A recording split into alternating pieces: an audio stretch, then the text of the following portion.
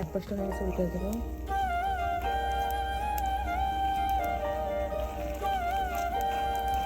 একটু ভেঙে দেবো যাতে হচ্ছে ভিতরে সেদ্ধ হয়, একটুখানি ভেঙে দেবো।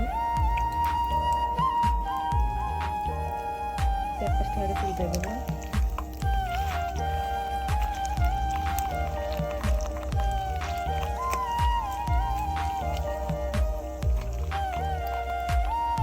হয়ে গেছে, তুলে ফেলবো।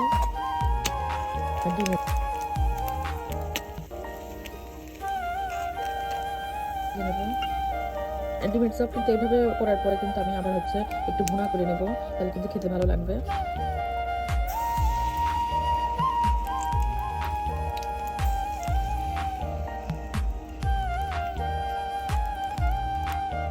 এতে ডিমের চপগুলো সব ভেজে নিয়ে একটু ভুনা করে নেবো এখন, কারণ হচ্ছে একটু ভুনা করলে ভালো লাগবে।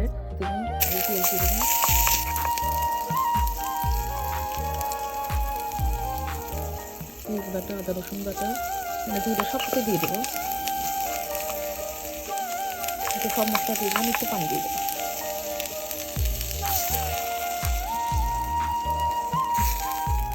তো মশলা কষানো হয়ে গেছে, এখন এর মধ্যে ডিমগুলো দিয়ে দেবো।